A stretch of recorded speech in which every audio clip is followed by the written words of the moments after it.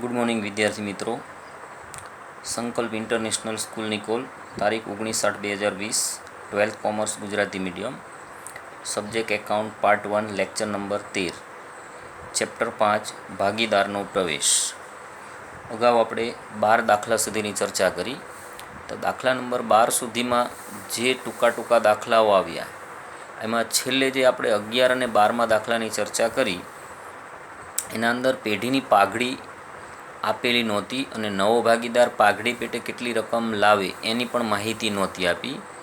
તો આપણે દરેક ભાગીદારની મૂડી અને અનામતોના આધારે પાઘડીનું મૂલ્ય કઈ રીતે શોધવું એવા દાખલાઓ જોયા હતા. હવે એવો દાખલા ટૂંકાનો આ છેલ્લો દાખલો આપણે જોઈ લઈએ.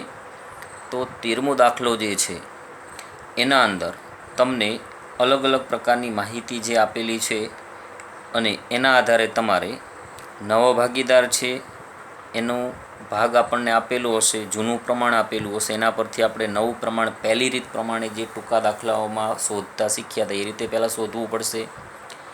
પછી નવો ભાગીદાર રોકડમાં પાઘડી લાવે છે એની માહિતી તમને આપેલી છે, એના આધારે એની શું લખવાની છે?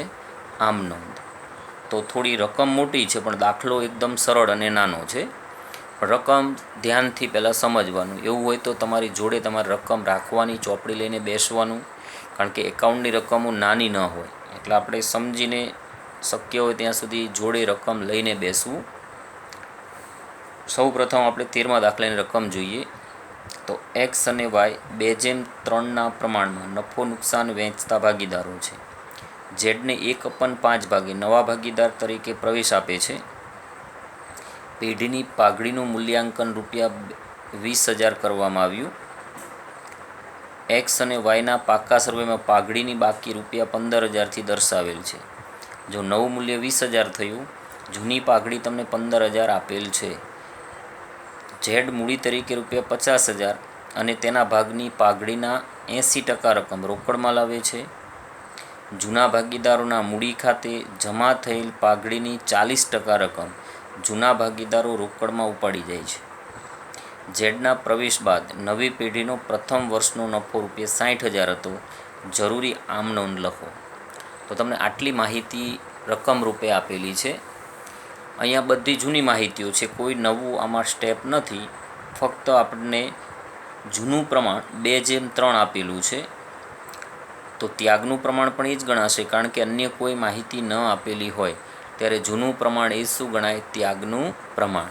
તો અહીંયા તમને નવું પ્રમાણ શોધવા માટે જે ટૂંકા દાખલાઓમાં આપણે ત્યાગ કે નવા પ્રમાણવાળા દાખલાઓ શીખ્યા હતા એમાં આપણે પહેલી રીત જોઈ હતી કે જૂના ભાગીદારોનો જૂનો ભાગ આપેલો હોય અને નવા ભાગીદારને કેટલા ભાગે પ્રવેશ મળે છે એટલી જ માહિતી આપેલી હોય ત્યારે નવું પ્રમાણ શોધવા માટે આપણે પેઢીનો નફો 1 ધારતા. તો અહીંયા આપણે ગણતરી એ મુજબ કરવાની છે કે ધારો કે પેઢીનો કુલ નફો બરાબર 1 હોય. હવે 1માંથી આપણે નવા ભાગીદારનો ભાગ શું કરતા? બાદ. એટલે ઝેડના નફા ભાગ પછી વધતો નફો આપણને મળતો. તો 1માંથી 1/5 બાદ કરશું તો બાકી વધતો નફો જે એક્સ અને વાય છે એની વચ્ચે વહેંચવા લાયક વધશે 4/5. 1માંથી 1/5 બાદ કરવું ત્યારે પણ મેં તમને કહ્યું હતું કે આ છેદ 5 છે એનામાંથી આ અંશ બાદ કરી દો એટલે અંશની રકમ મળી જાય. 5માંથી 1 બાદ કરો એટલે 4 મળ્યા, 5ના 5 એમને મૂકી દેવાના. તો બાકી વધતો નફો કેટલો વધ્યો? 4/5. તો આ 4/5 નફો એક્સ અને વાય 2:3ના પ્રમાણમાં વહેંચી લેશે. તો હવે નવો ભાગ શોધવો હોય તો આપણે સૂત્ર આવું બનાવ્યું હતું કે બાકીનો નફો ગુણ્યા જૂનો ભાગ. તો બાકી નફો આપણને 4/5 મળ્યો છે. હવે એક્સનો નવો ભાગ શોધવો હોય તો 4/5 એને ગુણ્યા 2/3 એટલે 2/5 ભાગ એક્સનો ગણાય. તો સૂત્ર પ્રમાણે બાકી નફો 4/5 એને ગુણ્યા જૂનો ભાગ એક્સનો 2/5. ગુણાકાર છે એટલે અંશનો ગુણાકાર 4×2 8 અને 5×5 એટલે 25. એટલે એક્સનો નવો ભાગ થયો 8/25. એ જ રીતે વાયનો નવો ભાગ બરાબર બાકી નફો 4/5 એને ગુણ્યા 3/5 એટલે એનો ભાગ થશે 4×3 12 અને 5×5 એટલે 12/25. ઝેડનો નવો ભાગ આપણને આપી દીધો કહેવાય. કેટલો આપેલો છે? 1/5. હવે અહીંયા ઝેડનો નવો ભાગ 1/5 આપેલો છે. હવે આ બંનેના છેદ 25 છે, તો 25 છેદ કરવા માટે આ બેને કેટલા વડે ગુણવા પડશે? 5 5 વડે. તો 5 વડે ગુણશો તો 5 એકા 5 ને પાયો 25, એટલે ત્રણેયનું નવું પ્રમાણ તમે જોશો તો ત્રણેયના છેદ 25 થઈ ગયા. આનો અંશ 8 છે, આનો 12 અને આનો 5, એટલે ત્રણેયનું નવું પ્રમાણ જોવા જઈએ તો થશે 8/12/5. પ્રમાણ કેવું થશે? 8/12/5.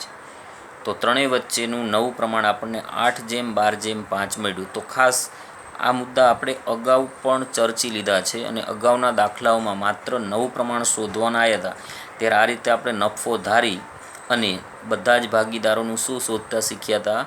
નવું પ્રમાણ. તો આવું નવું પ્રમાણ કઈ રીતે શોધવું એ બધા જ દાખલાઓ આગળ આપણે જોઈએ છે એના આધારે યાદ રાખવાનું છે. ફક્ત એક વખત જોઈ લઈ તો દાખલા બધા એમનામ આવડી જશે નહીં. એ દાખલાઓ ફરી રિપીટ કરશો તો તમને આ બધું યાદ આવશે કે આપણે આ રીતે દાખલાઓની રકમ પરથી નવું પ્રમાણ શોધતા શીખ્યા હતા. હવે ત્રણેયનું નવું પ્રમાણ મળી ગયું. હવે દાખલાની અંદર તમને એવું કહ્યું છે કે પાઘડીનું મૂલ્યાંકન 20,000 કરવામાં આવ્યું. તો ઝેડનો ભાગ છે 1/5. તો એના આધારે હવે આપણે પહેલાં ઝેડની પાઘડી શોધવી પડશે અને એમાંથી રોકડમાં પાઘડી 80% લાવે છે. આપણને અહીં સ્પષ્ટ કીધું છે. તો એનો મતલબ કે 20% રોકડમાં લાવી શકતો નથી. એ રકમ એના મૂડી ખાતામાંથી ઉધારાશે. તો આટલી માહિતી પરથી હવે આપણે ઝેડના ભાગની પાઘડી શોધવાની અને રોકડમાં કેટલી પાઘડી લાવે છે એ પણ આપણે શોધવાનું રહેશે. તો હવે તમને જે માહિતી આપી છે એ આપણે ગણતરી રૂપે એ જોવાની છે કે ઝેડ રોકડમાં લાવેલ પાઘડી. તો ઝેડ પાઘડીનું મૂલ્યાંકન 20,000 થયું, એમાંથી એને 1/5 ભાગે 4,000 પાઘડી રોકડમાં લાવવી પડે. પણ એના કેટલા ટકા રોકડમાં લાવે છે? 80%. તો 4,000ના 80% કરશો તો 3200 રૂપિયા એ રોકડમાં પાઘડી લાવશે અને 800 રૂપિયા એ રોકડમાં પાઘડી લાવી શકતો નથી. એ એને મૂડીમાંથી ઉધારાશે. હવે આપણે બધી આમનોંધ જોવાની છે. તો પહેલી આમનોંધ જે આપણે જોવાની થશે એ જૂની પાઘડી તમને આપેલી હતી 15,000. આપણે રકમમાં જોયું કે એક્સ અને વાયની પાકા સરવૈયામાં દર્શાવેલી પાઘડી 15,000 છે. તો સૌ પ્રથમ આપણે 15,000 જૂની પાઘડી ખાતું જે દર્શાવેલું છે જૂની પેઢીના ચોપડે એ ખાતું બંધ કરવાની નોંધ લખતા. તો જ્યારે જૂની પાઘડી માંડી વાળવાની થાય ત્યારે માત્ર જૂના ભાગીદારોના જૂના પ્રમાણમાં ઉધાર થશે અને પાઘડી ખાતું શું થશે? જમા. એટલે પાઘડી ખાતું જૂનું બંધ થઈ જાય. કારણ કે પાઘડી એ મિલકત છે. મિલકતની બાકી હંમેશા ઉધાર હોય. તો જૂના પાકા સરવૈયામાં પાઘડી તમને 15,000 આપેલી છે. એ પાઘડી ખાતું બંધ કરવું હોય તો આપણે પાઘડી ખાતું જે ઉધાર હતું એને શું કરવું પડે? જમા. અને જૂના ભાગીદારોના મૂડી ખાતે જૂના પ્રમાણમાં એ રકમ ઉધારવી પડે. એટલે પહેલી આમનોંધ આપણે દર વખતે આવી લખતા, એક્સના મૂડી ખાતે ઉધાર, વાયના મૂડી ખાતે ઉધાર, તે પાઘડી ખાતે જમા. હવે આ 15,000 રૂપિયા છે એ જૂનું પ્રમાણ તમને 2/3 આપેલું છે. તો આ 15,000ને તમે 2/3ના પ્રમાણમાં વહેંચશો એટલે એકના ભાગે ઉધાર થશે 6,000 અને બીજાના ભાગે ઉધાર થશે 9,000. તો આ રીતે જૂનું પાઘડી ખાતું આ બંધ કરવાની આમનોંધ થઈ.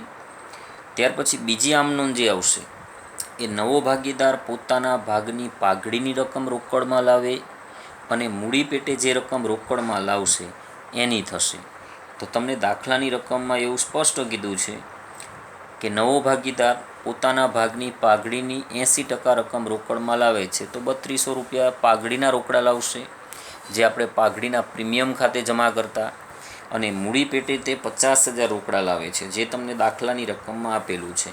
એટલે 50,000 મૂડીના અને 3200 રૂપિયા પાઘડીના, એટલે કુલ ધંધામાં રોકડ આવશે 53,200. રોકડ આવે તો હંમેશા પેઢીવાળા રોકડ આવે તે રોકડ ખાતું શું કરશે? ઉધાર. ત્યારે બીજી આમનોંધ લખાશે રોકડ ખાતે ઉધાર 53,200. તે જે મૂડી લાવ્યો ઝેડ એ મૂડી ખાતે જમા થશે. તો તે ઝેડના મૂડી ખાતે 50,000, તે પાઘડીના પ્રીમિયમ ખાતે 3200. જો આ પાઘડીનું પ્રીમિયમ રોકડમાં લાવ્યા એ પહેલાં પાઘડીના પ્રીમિયમ ખાતે જમા થાય. એટલે 3200 રૂપિયા રોકડ લાવ્યો એટલે પાઘડીના પ્રીમિયમ ખાતે જમા થશે. એટલે કુલ રોકડ આવી 53,200. તો રોકડ ખાતે ઉધાર 53,200. તે ઝેડના મૂડી ખાતે 50,000, તે પાઘડીના પ્રીમિયમ ખાતે 3200. હવે આ 3200 રૂપિયા પાઘડીનું પ્રીમિયમ અને જે 800 રૂપિયા પાઘડીની રકમ રોકડમાં નથી લાવી શક્યો એ આ મૂડી જે જમા કરી 50,000 એમાંથી ઉધારવાની થશે. તો ત્યાર પછી ત્રીજી આમનોંધ આપણે લખીશું. આ પાઘડીનું પ્રીમિયમ છે એ ખાતું બંધ કરવા જે અહીં જમા છે એને ઉધાર કરવું પડે, અને આવી આમનોંધ આપણે અગાઉ પણ લખતા દરેક દાખલામાં. તો ત્રીજી આમનોંધ લખાશે પાઘડીના પ્રીમિયમ ખાતે ઉધાર 3200. હવે જે 800 રૂપિયા ખૂટે છે, કારણ કે ઝેડે કુલ પાઘડી રોકડમાં 4,000 લાવવાની થાય, 20,000નો 1/5 ભાગ એટલે, પણ એના 80% રકમ રોકડમાં લાવ્યો તો 3200 રોકડમાં લાવ્યો છે, પણ 4,000માંથી 800 રૂપિયા રોકડમાં લાવી શક્યો નથી. તો એ 800 રૂપિયા મૂડીમાંથી ઉધાર થશે. એટલે આમનોંધ આખી આવી થશે કે પાઘડીના પ્રીમિયમ ખાતે ઉધાર 3200, ઝેડના મૂડી ખાતે ઉધાર 800. હવે આ કુલ 4,000 થયા એ જે જૂના ભાગીદાર છે એમના ભાગે ત્યાગના પ્રમાણમાં વેચાશે. પણ જૂનું પ્રમાણ એ જ અહીં શું બનશે? ત્યાગનું પ્રમાણ, કારણ કે બીજી કોઈ માહિતી આપેલી નથી. તો એ રકમ એક્સના મૂડી ખાતે અને વાયના મૂડી ખાતે જમા થશે. તો આ 4,000 રૂપિયા છે એ તમે 2/3ના હિસ્સે વહેંચશો. એટલે એકના ભાગે આવશે 1600 અને એકના ભાગે આવશે 2400. તો આ રીતે કુલ 4,000 રૂપિયા પાઘડી લાવવાની થાય છે. એમાંથી 3200 રૂપિયા રોકડમાં લાવે છે. એ આપણે પાઘડીના પ્રીમિયમ ખાતે પહેલાં જમા કરી, પછી એ ખાતું બંધ કરીને ઉધારી અને જૂના ભાગીદારો વચ્ચે ત્યાગના પ્રમાણમાં વહેંચી દીધી. અને નથી લાવી શક્યો 800 રૂપિયા રોકડમાં, એના મૂડી ખાતામાંથી ઉધારી. આ 50,000 મૂડી જમા છે, એમાંથી ઝેડના મૂડી ખાતે આપણે ઉધાર કેટલા કર્યા? 800. તો નવો ભાગીદાર જે પાઘડીની રકમમાંથી જેટલી રોકડમાં ન લાવી શકે એના મૂડી ખાતામાંથી ઉધાર કરી અને જૂના ભાગીદારોને આપવામાં આવશે. એટલે જૂના ભાગીદારોના મૂડી ખાતે હંમેશા એ રકમ ત્યાગના પ્રમાણમાં વહેંચાશે. પણ અહીંયા ત્યાગનું પ્રમાણ શોધી શકાય એવો બીજો કોઈ આધાર આપેલો નથી. એટલે જૂનું પ્રમાણ એ જ શું બનશે? ત્યાગનું પ્રમાણ. ત્યાર પછી તમને અહીંયા એક વધારાની માહિતી આપેલી છે કે ઝેડના પ્રવેશ બાદ નવી પેઢીનો પ્રથમ વર્ષનો નફો 60,000 હતો. તો નફો 60,000 થયો. હવે ઝેડના પ્રવેશ પછીના પ્રથમ વર્ષ એટલે હવે બધા ભાગીદારોની પેઢી કહેવાય. તો જે નફો થયો એ બધા ભાગીદારો વચ્ચે નવા નફા નુકસાનના પ્રમાણમાં વહેંચવો પડે. તો આપણે નવું નફા નુકસાનનું પ્રમાણ શોધ્યું હતું, એ મળ્યું તો આપણને 8/12/5. તો નફા નુકસાન ખાતાની જે રકમ 60,000 છે એ બધા વચ્ચે 8/12/5ના પ્રમાણમાં વહેંચાશે. એટલે એની ચોથી આમનોંધ બોલાશે નફા નુકસાન ખાતે ઉધાર. જો તમે વેપાર ખાતું, નફા નુકસાન ખાતું આવું બધું 11મા ધોરણમાં બનાવતા શીખી ગયા હતા, તો હંમેશા નફા નુકસાન ખાતામાં જમા બાજુનો સરવાળો વધી જતો, એમાંથી ઉધાર બાજુની રકમો બાદ કરતા. એટલે ઉધાર બાજુ જે તફાવત આવતો એ તમે નફા નુકસાન ખાતામાં ઉધાર સાઈડ લખતા, જેને તમે કહેતા ચોખ્ખો નફો. એટલે ચોખ્ખો નફો હંમેશા નફા નુકસાન ખાતે ઉધાર હોય. એટલે અહીંયા આમનોંધ એના ઉપરથી આપણે બનાવી શકાય કે નફા નુકસાન ખાતે ઉધાર 60,000 અને એ રકમ તમે ભાગીદારોની મૂડીમાં ઉમેરતા. એટલે નફો દરેક ભાગીદારના મૂડી ખાતે જમા થાય. તો જે 60,000 રૂપિયા છે એને તમે 8/12/5ના પ્રમાણમાં વહેંચો. તો 8 ને 12, 20 ને 5, 25. આ 60,000ને 25 વડે ભાગો. જે રકમ આવે એનો વારાફરતી 8 વડે, 12 વડે અને 5 વડે ગુણાકાર કરશો એટલે તમને આ રકમ મળશે.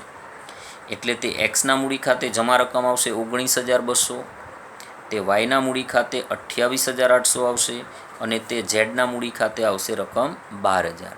તો આ રીતે ત્રણેય વચ્ચે નફાની રકમ 60,000 આ પ્રમાણમાં વહેંચાશે, જે પ્રમાણ હતું આપણું 8/12/5. તો આ રીતે ટોટલ આખા દાખલાની માહિતીમાં તમને આ એક નવો ટૉપિક આપ્યો છે. આ બધા ટૉપિક અગાઉના દાખલામાં આવી ગયા એના એ માહિતીના હતા. અહીંયા તમારા જે ટૂંકા દાખલાઓ છે કે જેમાં પાઘડી અંગેની આમનોંધો તમારે લખવાની હતી એનો ટૉપિક અહીંયા તમારો ફિનિશ થાય છે. હવે પછીનો પ્રશ્ન નંબર 9 આવશે. એના અંદર એકત્રિત થયેલી અનામતોની વહેંચણી કઈ રીતે કરવી, પછી અનામતોની સામે કોઈ જોગવાઈઓ કરેલી હોય અને એ જોગવાઈઓની વહેંચણી કરી અને અન્ય ખાતા ઉપરથી રકમો કઈ રીતે ઉધાર જમા કરવી એને લગતી માહિતીઓના દાખલા આવશે. એ બધી માહિતીઓ આપણે હવે પછીના પિરિયડમાં જોઈશું, કારણ કે એક પિરિયડમાં મોટાભાગે આપણે એકાઉન્ટના 2 દાખલા ક્લિયર કરી શકાય એટલો સમય ઓનલાઈનમાં હોઈ શકે નહીં. એટલે આપણે ધીમે ધીમે આપણે એક એક દાખલાની માહિતીઓ જોઈશું. તો આજે લેક્ચર અહીંયા આપણે 13મા દાખલા સુધી સીમિત રાખી અને પછીનો પ્રશ્ન આવતા પિરિયડમાં લઈશું. ત્યાં સુધી આ બધા દાખલાઓનો તમે ધ્યાનપૂર્વક અભ્યાસ કરજો, વ્યવસ્થિત બધા દાખલા ગણજો અને સમજવાની કોશિશ કરજો.